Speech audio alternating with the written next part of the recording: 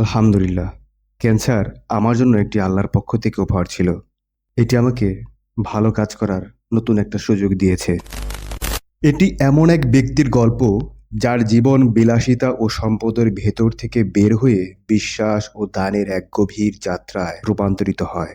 আলী বানাত একজন সফল ব্যবসায়ী, অস্ট্রেলিয়ার ধনী পরিবারের সন্তান ছিলেন।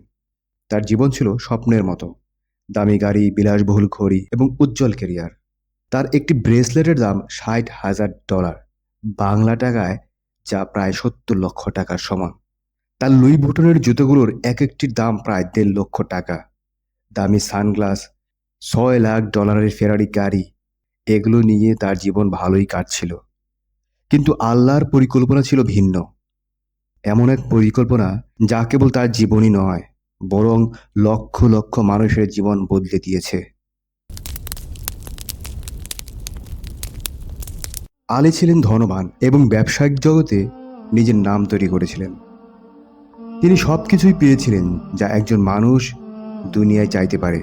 কিন্তু একদিন তার জীবনে এমন এক ঘটনা ঘটে যা তার জীবনের উদ্দেশ্য সম্পূর্ণ বদলে দেয়।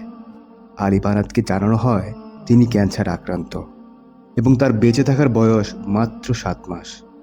এই ভয়ঙ্কর সংবাদ পাওয়ার পরেও আলী হতাশায় ডুবে না গিয়ে সম্পূর্ণ অন্য এক পথ বেছে নিলেন। তিনি উপলব্ধি করলেন যে এই পৃথিবীর সম্পদ এবং বিলাসিতা চিরস্থায়ী নয়, বরং আখিরাতের জন্য প্রস্তুতি নেওয়াই হলো জীবনের আসল উদ্দেশ্য। আলী বানাত অস্ট্রেলিয়ান এক বিখ্যাত আলেম মোহাম্মদ হবলসকে দিয়ে একটা সাক্ষাৎকারে বলেন, আলহামদুলিল্লাহ, ক্যান্সার আমার জন্য একটি আল্লাহর পক্ষ থেকে উপহার ছিল। এটি আমাকে ভালো কাজ করার নতুন একটা সুযোগ দিয়েছে। আলী ক্যান্সারকে শাস্তি হিসেবে দেখেননি, বরং এটিকে আল্লাহর একটি রহমত হিসেবে গ্রহণ করেছিলেন। এই রোগ তাকে তার দুনিয়াবী জীবনের পরিবর্তে আখিরাতের জন্য কাজ করার সুযোগ এনে দেয়।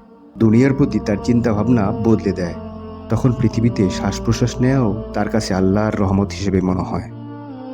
ইসলামের প্রতি তার ভালোবাসা আরও বেড়ে যায় এবং অন্যদের সাহায্য করার আকাঙ্ক্ষাও বাড়তে থাকে। কল্পনা করুন, যদি আপনার জীবনে মাত্র কয়েক মাস বাকি থাকতো, তাহলে আপনি কি করতেন? আলী বেছে নিয়েছিলেন দানশীলতার পথ। আলী তার দামি গাড়ি, ঘড়ি এবং বাড়ি সব বিক্রি করে দেন, কারণ তিনি চেয়েছিলেন আল্লাহর কাছে যখন যাবেন তখন যেন তার দুনিয়াবী কোনো সম্পদ না থাকে। তার অবশিষ্ট সময় তিনি দরিদ্র এবং অসহায়দের সেবায় উৎসর্গ করেন। তিনি মুসলিমস অ্যারাউন্ড দ্য ওয়ার্ল্ড নামে একটি চ্যারিটি সংস্থা প্রতিষ্ঠা করেন, যা আফ্রিকার দরিদ্র অঞ্চলগুলোতে স্কুল, পরিশুদ্ধ পানি, খাদ্য এবং বাসস্থানের ব্যবস্থা করে। Muslims around the world MATW এর মাধ্যমে আলীর মিশন হাজারো মানুষের জন্য আশার আলো হয়ে দাঁড়ায়। তার জীবনের শেষ কিছু মুহূর্তে আলী আমাদের সবাইকে নিজের জীবনের দিকে তাকাতে বলেছিলেন এবং জিজ্ঞেস করেছিলেন আমরা আখিরাতের জন্য কি করছি। তার বার্তা ছিল সহজ, এই জীবন ক্ষণস্থায়ী, কিন্তু আমরা যে সৎ কাজ করি তা চিরস্থায়ী হবে। আলী জীবনের আসল উদ্দেশ্য উপলব্ধি করেছিল, তাই সে নিজের জীবনটাকে গুছিয়ে নিয়েছিল। তার জীবনের শেষ দিকে তার সাথে এক অলৌকিক ঘটনা ঘটে। আলীকে প্রায়ই ব্যথানাশক হাইড্রোজের ওষুধ নিতে হতো। এমনি একদিন এই ওষুধ নেওয়ার পর আলী কিছুটা তন্দ্রাচ্ছন্ন হয়ে পড়ে। তখন আলী নিজেকে এমন এক সুশোভিত জায়গায় দেখতে পায়, সেখানে তার চারপাশে তাকে ঘিরে তার পরিবারের লোকজন ছিল। সে তখন উপরের দিকে অভূতপূর্ব দৃশ্য দেখছিল এবং সেই জায়গাটায় যেতে চাইছিল। সে আল্লাহকে বলছিল তাকে যেন আল্লাহ সেখানে নিয়ে যায়, কিন্তু আল্লাহ তাকে নেয়নি। পরদিন যখন তার ঘুম ভাঙে তখন সে খুব আপসেট ছিল সেখানে না যেতে পেরে।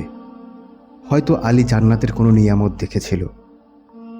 আলী বানাত তার জীবনের শেষ দিকে বলেছে, দেরি করো না, আমরা সবাই একদিন মৃত্যুর মুখোমুখি হব। আল্লাহ যে সময় আমাদের দিয়েছেন তা অন্যদের উপকারের জন্য কাজে লাগাও এবং আখিরাতের জন্য প্রস্তুতি নাও। আলী বানাত 2018 সালে ইন্তেকাল করেন, কিন্তু তার দানের কাজ আজও চলছে। তার জীবন আমাদের স্মরণ করিয়ে দেয় যে আমরা যে সময়টা পেয়েছি তা কতটা মূল্যবান এবং সেই সময়টা কিভাবে আমরা অন্যের জন্য কাজে লাগাচ্ছি সেটাই আসল। আল্লাহ আলী বানাতকে জান্নাতে নসিব করুন এবং আমাদের সবাইকে এমন একটি জীবনযাপন করতে তৌফিক দান করুন যা বিশ্বাস, উদ্দেশ্য এবং দানে পরিপূর্ণ। আলী বানাত তার জীবনটাকে গুছিয়ে নেওয়ার সময় পেয়েছিল, আমরা নাও পেতে পারি। তাই আমাদের সবারই উচিত নিজেদের জীবনের ভুল ভ্রান্তিগুলোকে মুছে ফেলে আল্লাহর পথে নিজেদের উৎসর্গ করা। আল্লাহ যে কাজগুলো আমাদেরকে করতে বলেছে সেগুলো মনোযোগ দিয়ে করা, আল্লাহর সন্তুষ্টির জন্য সবকিছু করা, আল্লাহর হুকুম এবং তার রাসূলের সুন্নাহ অনুযায়ী জীবনটাকে পরিচালনা করা, এবং তাতেই আমরা সফল কাম হতে পারবো।